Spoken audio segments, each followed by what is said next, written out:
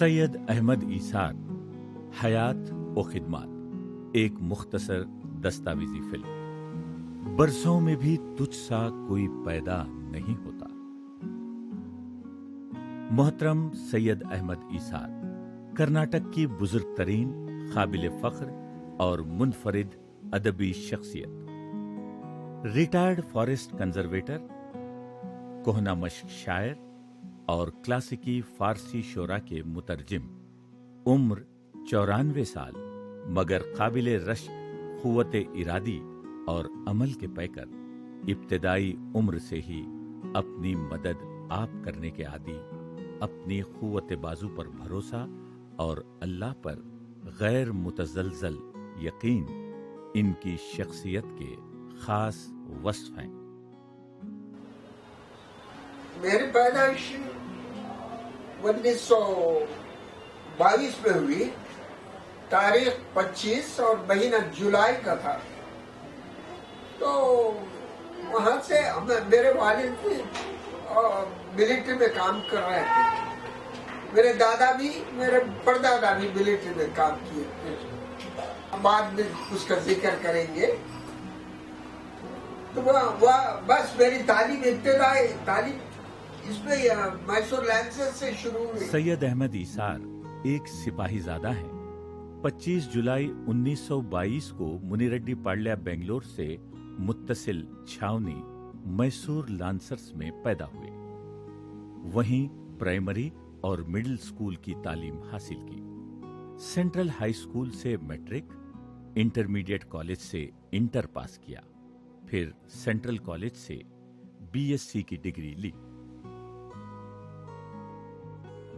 ہمارے ایک استاد تھے جو ناس کی چٹکی استاد بولتے تھے مگر ان کا نام معلوم نہیں۔ اتفاق سے ایک دن وہ سزا دینے جاتے، ہاتھ میں ان کے بائیں ہاتھ میں ناس کی چٹکی ہوتی اور ہاتھ میں بیت، تو وہ سنتے تھے اور بچوں کو مارتے تھے۔ ایک دن آئے، وہ غلطی سے میرے کان میں زخم ہو گیا تھا، موڑ دیا، خود شروع ہو گیا۔ تو پریشان خود دھلائے، سب کچھ کرنے کر اور والد کے پاس لا کر میری تعریف کر کر چلے گئے۔ تو وہاں میری اسکول میں جب داخل ہوا تو اتفاق سے ہمارے ایک بہت ہی پسندیدہ پیارے استاد جناب عبدالواسع عصری کر کے وہ رہے۔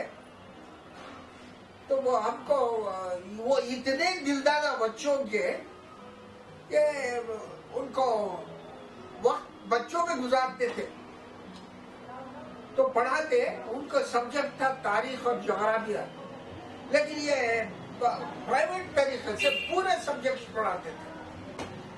اور وہ راتوں کو، خصوصاً امتحان کے دنوں میں راتوں کو ہم کو اسکول کو آ جانا پڑتا تھا نچوڑوں کے ساتھ، تاکہ یہاں پڑھاتے، وہ رات کو پھر آ کر پڑھاتے تھے۔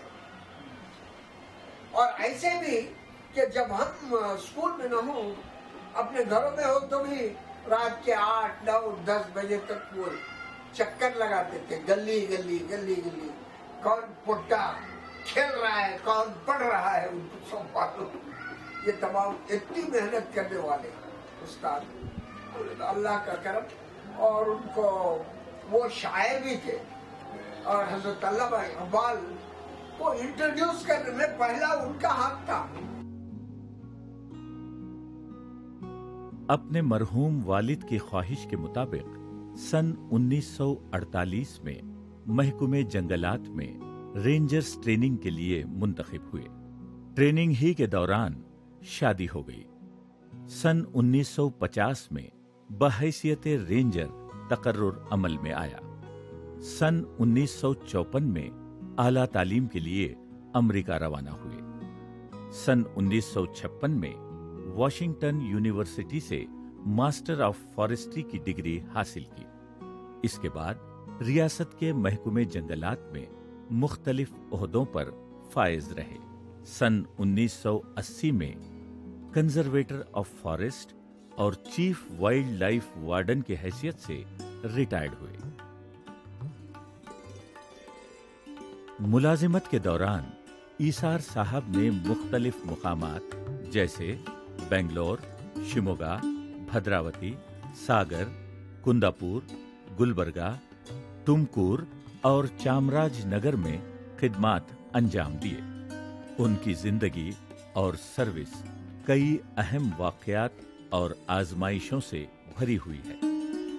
ان کی خود نوشت سراغ زندگی ایسے سبق آموز واقعات کا دلچسپ مرقع ہے۔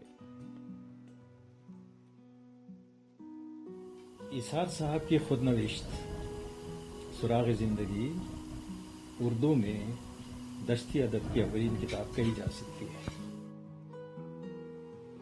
اس میں نہ صرف ایک جنگلاتی زندگی کی دلچسپ داستان ہے بلکہ ادبی فتوحات کا احوال بھی ہے۔ کتاب کے مطالعے سے معلوم ہوتا ہے کہ ایثار صاحب نے نہ صرف ایک جنگل بسائے، اس میں بسے، لیکن اپنی ذات میں انہوں نے کوئی جنگل نہیں اگایا۔ ان کی شفاف شخصیت پوری کتاب میں جھلکی پڑتی ہے۔ ایثار صاحب کے سروکار تمام تر انسانی ہیں، وہ نوکر ہو یا افسر، سب کے ساتھ ان کا سلوک یکساں ہے۔ وظیفہ آبی سے کچھ عرصہ پہلے جنگل ہی کے بطن سے ان کی ادبی شخصیت کی کومپل پھوٹی اور وظیفہ آبی کے بعد ایک چھپنار درخت میں تبدیل ہو گئی۔ انہوں نے علامہ اقبال کے فارسی کلام کے تمام مجموعوں کا اردو میں ترجمہ کیا اور اس طرح نہ صرف ایک اردو ادب کو آباد کیا بلکہ اس کے ایک تشنہ گوشے کو سیراب بھی کر دیا۔ تو میں آتا تو ایک دن دیکھا علامہ اقبال کے نام کی ایک کتاب لائبریری میں۔ میں بولا علامہ اقبال کے نام سے واقفیت ہو گئی تھی، ایک تھوڑا سا اٹیچمنٹ۔ میں بولا مجھے وہ کتاب دو۔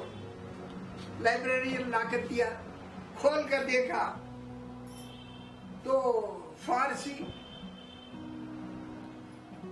تو میں بولا ارے فارسی میں لے آؤں، فارسی آتی نہیں، پھر بھی جو اسکرپٹ ہے اردو جیسا ہم لے کر چلے۔ بولے شرمائی واپس کر لے، شرمائی۔ بولے چلو لے جائیں گے۔ ایک مہینہ سمجھو نہ کو سمجھو، چونکہ شعر پڑھنے کی صلاحیت پیدا ہو چکی تھی تو وہ پڑھ کر ایک مہینے کے بعد لا کر دے دیا۔ تو 1967 میں اس میں گلبرگہ کا ڈی ایف او تھا، تو وہ ٹائم کے اوپر مجھے ایک یاد آ گئی۔ مجھے بے قراری شو وہ کتاب دیکھ رہا، ہمارے ریج افسر جواد حسین خان کو بلایا، بولا آج تم حیدرآباد کو جا کر کسی صورت یہ کتاب مجھے لا کر دینا۔ اتنی بے قراری ہو گئی تھی اس کے لیے۔ اس بے چینی میں خیر وہ گئے، موٹر بائک کے اوپر جا کر شام تک لے کر آئے پرانا نسخہ اوریجنل۔ وہ پرانا نسخہ 6 روپے کو لا کر دیے، تو وہ دیکھ کر تشفی، لیکن یہ 6 روپے اس زمانے میں بچپن میں جب میں پڑھ رہا تھا تو انٹرمیڈیٹ کے زمانے میں بہت بڑے اماؤنٹ ہے۔ تو ان دنوں مجھے یہ کتاب علامہ اقبال کی اسرار خودی ہاتھ لگی، میں لے جا کر پڑھا۔ اس کے اوپر سلیم چشتی کی مختصر شرح تھی، وہ لے جا کر پڑھا، دیکھا تو کتاب دل کو بھا گئی۔ فارسی میں وہ کیا ہے، اسرار خودی۔ وہ اسرار خودی ہاتھ جو لگی تو گھر لے گیا، پڑھا، پڑھ کر مجھے کتاب پسند آ گئی۔ کتاب واپس دینا ہے، مجھے دینے کی نہیں، اور نہیں خریدنے کے لیے 6 روپیہ قیمت، نہیں خریدنے کی قابلیت نہیں، تو کاغذ گھر میں پڑے تھے، اٹھایا سی کر پوری کتاب نقل کر دیا. پوری کتاب جو نقل کیا تو اشعار ازبر ہو گئے، کئی اشعار، اور وہی ہے مجھے وہاں سے فارسی سیکھنے کا موقع ملا. فارسی زبان سے لگاؤ جب عشق کے مرحلے میں داخل ہوا تو خود ایثار صاحب نے اپنی محنت اور لگن سے اس میں ایک حیرت انگیز استطاعت پیدا کر لی. ایثار صاحب ایک وزادار، منکسر المزاج اور انتہائی بامروت انسان ہیں. وہ بڑے عالی ہمت اور دھن کے پکے ہیں. ایثار صاحب کے کلام میں ایک سادہ سی مگر خوبصورت غزل ملتی ہے جو اس مفہوم کو نہ صرف ادا کرتی ہے بلکہ یہ مفہوم ان کا پورا فلسفہ حیات ہے، اور بیک وقت دوسروں کے لیے، پڑھنے والوں کے لیے ایک دعوت بھی ہے اور ایک پیغام بھی.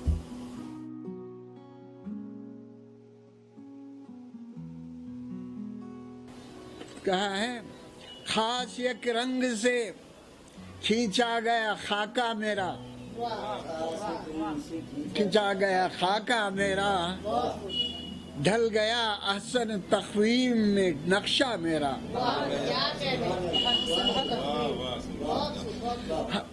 ہر کوئی ذات میں اپنی ہے زمانے سے الگ، نہیں ہے زمانے سے الگ، کوئی تجھ سا ہوا تیرا نہ مجیسا میرا.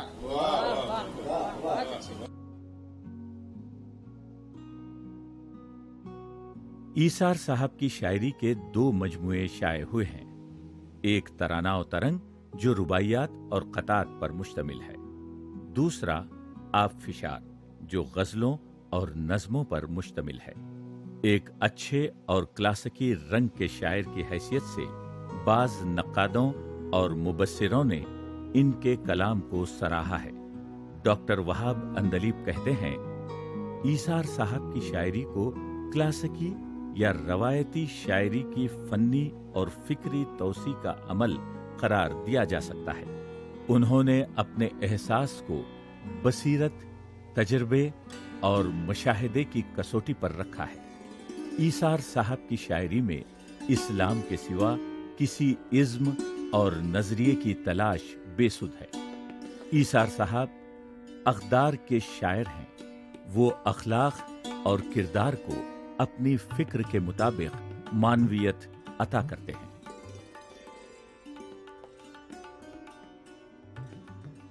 17 ستمبر سن 1977 کو وہ مبارک گھڑی آ ہی گئی جب ایثار صاحب کی طبیعت ترجمے کی طرف مائل ہو گئی.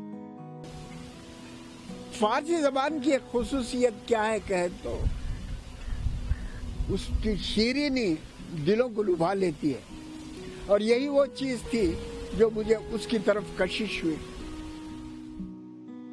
عمر خیام کی ایک ربائی ہاتھ لگی، پڑھ کر ان کا دل مسرور ہو گیا. یکایک اس کا ترجمہ اردو زبان میں ڈھل گیا. انہیں ایک عجیب مسرت حاصل ہوئی. گھر پہنچ کر انہوں نے خیام کے مزید چند رباعیوں کا ترجمہ کیا. انہیں مزہ آنے لگا. ایک دن بنگلور آئے. اصل اور ترجمہ اپنے عزیز دوست سید حسین صاحب کو دکھایا. وہ بے حد خوش ہوئے اور کہا کہ آتش فشاں پھٹنے والا ہے. باقی رباعیوں کا ترجمہ کرنے پر اصرار کیا. یہ حوصلہ افزائی بہت بڑی تحریک اور ترغیب ثابت ہوئی. محترم ایثار صاحب اردو کے منفرد مترجم ہیں. ایثار صاحب کے ترجموں کی انفرادیت یہ ہے کہ ترجمہ کرتے ہوئے آپ نے اپنے مصنفین کے بحروں کو جوں کا توں برقرار رکھا اور ترجمے کے ساتھ اصل متن کو شائع کرنا اپنا اہم فریضہ جانا تاکہ ترجمے میں کسی قسم کی خامی پائی جائے تو اصل کلام پر حرف نہ آئے.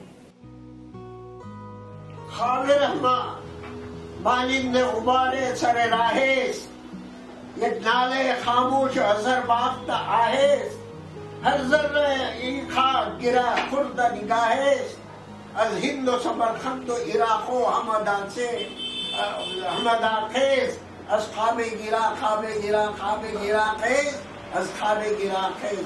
اس کا ترجمہ ہے مشرق تو سبھی گرد ہے، ذلت کا نشاں ہے، ایک ڈالے خاموش بیکار فغاں ہے، بینائی سے بے ذوق ہر ایک ذرہ یہاں ہے، اٹھ ہند و سمرقند و عراق و ہمدان سے، اٹھ خواب گرا خواب گرا خواب گرا سے، اٹھ خواب گرا سے۔ ترجموں کی یہ خصوصیت ہے کہ انہوں نے کہیں بھی اپنے ترجموں میں تکلف نہیں برتا ہے، بلکہ سادگی کو اپنایا ہے۔ اس سادگی کی وجہ سے ان کی تحریر میں روانی آ گئی ہے۔ ترجمہ تو مشکل فن ہے، خاص کر شعر کا ترجمہ تو بہت ہی مشکل ہے۔ اس میں شعر کا ترجمہ شعر ہی میں کریں یہ اور بھی مشکل ہے، لیکن انہوں نے اس مشکل ترین فن کو آسان کر دکھایا ہے اپنی سادگی اور اپنی محویت کی وجہ سے۔ اس طرح ایثار صاحب ترجمے کی ڈگر پر چل پڑے۔ سن 1982 تک عمر خیام، شمس تبریزی، سعدی شیرازی کے علاوہ اپنے محبوب شاعر علامہ اقبال کی 7 فارسی تصانیف کا منظوم اردو ترجمہ کر ڈالا۔ اسی رو میں بہتے ہوئے مثنوی مولانا روم کی 5 جلدیں اور 6ٹھی جلد کے 1000 اشعار کو اردو میں منتقل کر دیا۔ سید احمد ایثار صاحب ایک فقیر و فقیر شخصیت کے مالک ہیں۔ میں اکثر کہتی ہوں کہ وہ فقیر اس لیے کہ علامہ اقبال کی فکریات میں ڈوبی ہوئی شخصیت ہے، اور فقیر اس لیے کہ ان کی شخصیت میں فخر و غنا کوٹ کوٹ کر بھرا ہوا ہے۔ ہیں تو وہ فقیر و فقیر، لیکن اس شخصیت پر ہم تمام کرناٹک والوں کو فخر ہے۔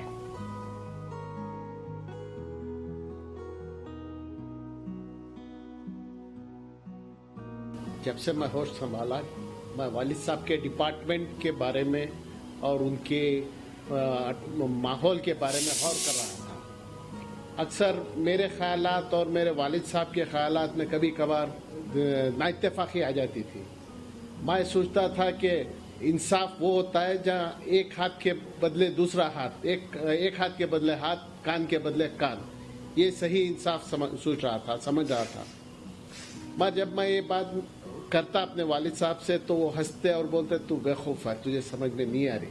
بہت دیر لگی مجھے یہ بات کا سمجھنے میں کہ ہاتھ کے بدلے ہاتھ نہیں ہوتا، ہاتھ کے بدلے معافی بھی ہوتی ہے۔ کبھی کبھی کچھ ایسا واقعہ ہو جاتا ہے کہ کچھ سالنے میں نمک نہیں، مرچی نہیں، تو وہ کسی کو تکلیف دینا نہیں چاہتے، وہ سیدھا دکان جائیں گے اور لے کے آ کے ایسے ہی ڈال کے وہ کھا لیں گے اور بتائیں گے تک نہیں۔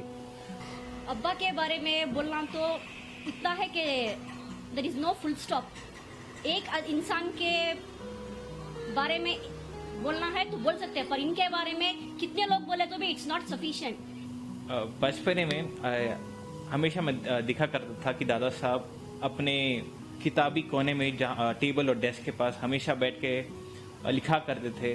تو جب بھی میں اسکول سے آتا تک بھی دیکھتا تھا سب لکھتے رہتے تھے، اور رات دیر تک 10-11 بجے تک اپنے کتابوں کے ساتھ مشغول ہوا کرتے تھے دادا صاحب۔ پھر جب جیسے بڑا ہوا تو سمجھ آیا کہ دادا صاحب اپنے شعر و شاعری یا پھر علامہ اقبال کے کلام کو اردو میں لکھنے کی بڑی عمدہ کوشش کیا کرتے تھے، اور ماشاءاللہ بڑی اچھی کوشش کی ہے دادا صاحب نے۔ تو میرے Dada Saheb he's an inspiration to all of us. I mean ان کا نیور ڈائنگ اسپرٹ کچھ کرنے کا، اینڈ جو بھی کرتے ماشاءاللہ الحمدللہ he does it to the best، and سب کو انسپائر کرتے۔ I mean جب بھی one thing he always tells is کہ مشکلات زندگی میں آتی ہیں، no matter what they will come، but تمہارا مین یہ ہے نا کہ you should never give up. You have to always face them with your best، or put your best foot front. ہمیشہ فیس کرو مشکلات کو، ڈرنا نہیں۔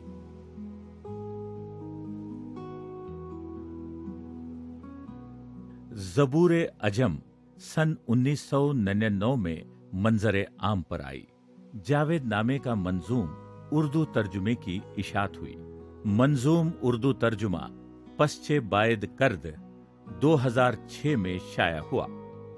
असरार और रमूज मंजूम उर्दू तर्जुमा सन 2008 में शाया हुआ। अरमुगान हिजाज मंजूम उर्दू तर्जुमा सन 2009 में मंजर आम पर आया। तराना और तरंग सन 1999 में शाया हुआ। आप फिशार सन 2012 में शाया हुआ। यहाँ ईसार साहब एक मुनफरिद शख्सियत ऐसी हैं, खुसूसन इकबाल से जो दिली लगाव इनका था, उस सिलसिले में इकबाल के फारसी कलाम का तमाम कलाम का तर्जुमा करते हुए ये उर्दू दुनिया के वाहिद इकबाल के मुतरजिम हैं, इसलिए इनको उर्दू इकबाल भी कहा जाता है। अब इनके तराजिम में जो कुछ भी हैं उनमें कर्नाटका उर्दू एकेडमी ने इब्तिदा में इनकी 2 किताबों को माली इआनत दी इशाअत के लिए, फिर एक किताब को इनाम से भी नवाजा और खुसूसन 2006 में कर्नाटक उर्दू एकेडमी ने इनकी मजमूई खिदमात का एतराफ़ करते हुए इन्हें अपने गिरां क़दर एजाज़ से नवाजा। इसी के मसावी एक एजाज इदारा अदब इस्लामी हिंद कर्नाटक को गोवा ने दिया। फिर इनकी खिदमात का एतराफ़ करते हुए लिसानियात हिंद चैरिटेबल ट्रस्ट ने इनको एजाज से नवाजा। फिर शहर के एक और इदारे मजलिस अदब बेंगलुरु ने अपने गोल्डन जुबली फंक्शन में इनको एजाज़ दिया।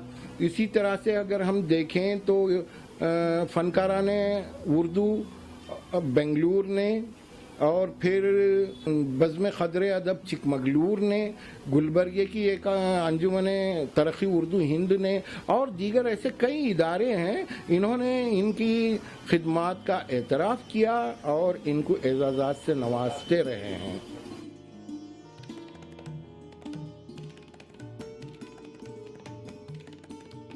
और ईसार साहब की आसूदा हाल जिंदगी और अदबी कारनामों को देखकर एक हरे भरे छतनार दरख्त का तसव्वुर उभरता है। बिलखुसूस उनके फारसी क्लासिकी शायरी के तर्जुमे को देखकर दिल से बेसाख्ता दुआ निकलती है कि अल्लाह ताला उनकी उम्र में बरकत दे, उन्हें सेहतमंद और तंदुरुस्त रखे और जल्द उनके बाकी तराजिम जेवरे तबात से आरास्ता हो जाए।